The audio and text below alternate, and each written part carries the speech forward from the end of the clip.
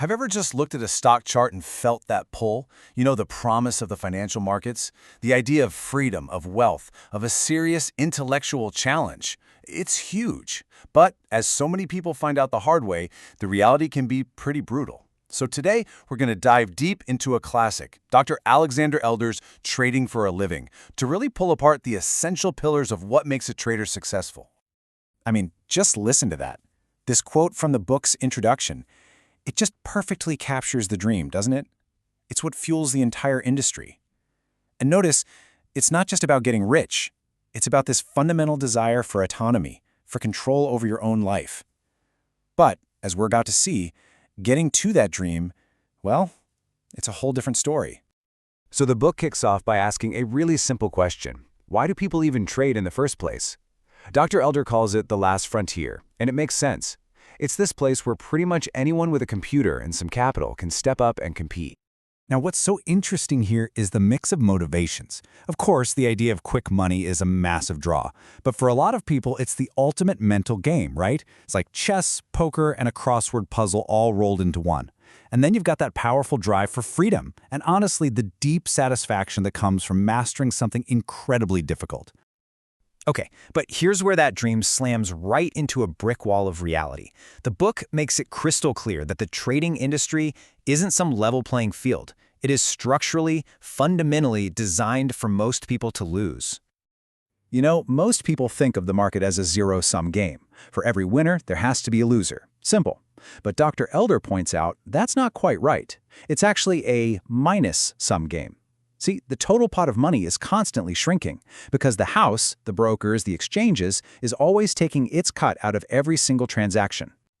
So how does the house take its cut? Well, it's mainly two things: commissions and slippage. Commissions are the obvious ones, the fee you know you're paying. But slippage is the silent killer. It's that tiny, almost unnoticeable difference between the price you thought you were getting and the price you actually got. It might seem like pennies, but trust me, it adds up faster than you could imagine. As Dr. Elder puts it, the trading industry kills traders with commissions and slippage. And then he says this, which is just brilliant. Most amateurs cannot believe this, just as medieval peasants could not believe that tiny invisible germs could kill people. Wow, that really shows you just how underestimated these costs truly are. They're like invisible predators.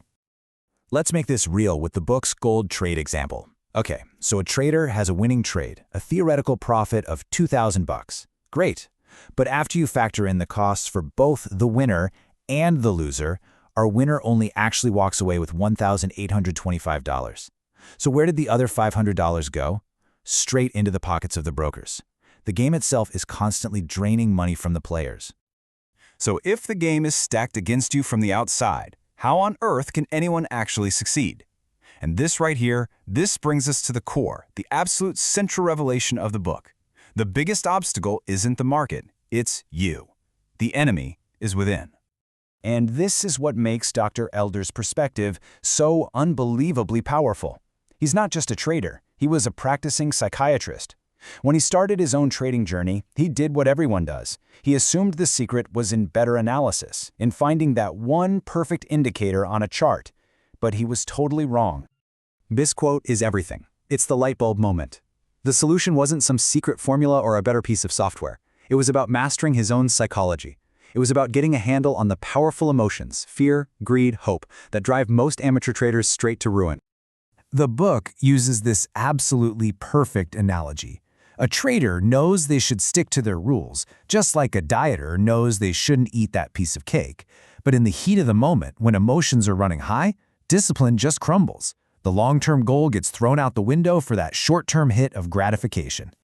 And there it is. This is the single biggest difference between the people who make it and the people who don't.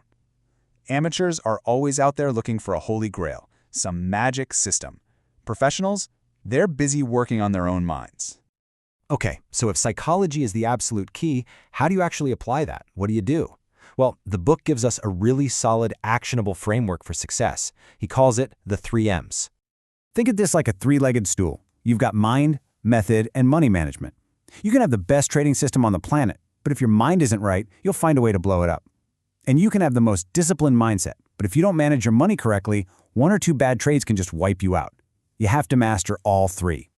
Mind comes first, and that's for a reason. Dr. Elder actually suggests keeping a detailed journal, not just of your trades, but of how you were feeling during those trades. The whole point is to find your psychological blind spots and build the discipline to follow your plan, even when you're terrified or feeling on top of the world. Second is your method. This is your actual system for reading the market. Now, the book covers a ton of technical tools, but the real key message here is that you have to find a system that fits your personality.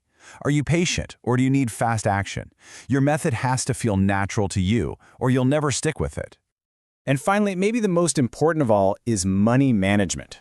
This is your defense. This is what keeps you alive. Dr. Elder swears by the 2% rule. You should never, ever risk more than 2% of your entire account on any single trade. What this does is it ensures that no single loss, or even a whole string of losses, can knock you out of the game for good. It lets you survive. The book leaves us with another incredibly powerful image here. I mean, think about it. You would never try to cross a desert without the right survival gear. It'd be suicide. In trading, your money management rules are that survival gear. It's the only thing that protects you from a harsh, unforgiving environment and lets you actually finish the journey. So, when you boil it all down, the critical takeaway from trading for a living is this. The market is nothing more than a giant reflection of crowd psychology, of fear and greed playing out on a massive scale. To win at that game, you have to disconnect from that emotional crowd and operate from a place of pure discipline and logic. The ultimate question the book leaves us with isn't about the market at all. It's about us. It's about mastering ourselves. So, are you ready?